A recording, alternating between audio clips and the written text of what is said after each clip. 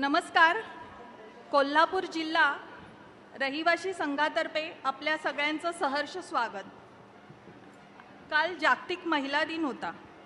खरंच माझी सखी आहे संसारात रमलेली, जिने ऊन सावल्यांचा खेळ अगदी जवळून पाहिलाय. माझी सखी आहे नात्यात बांधलेली.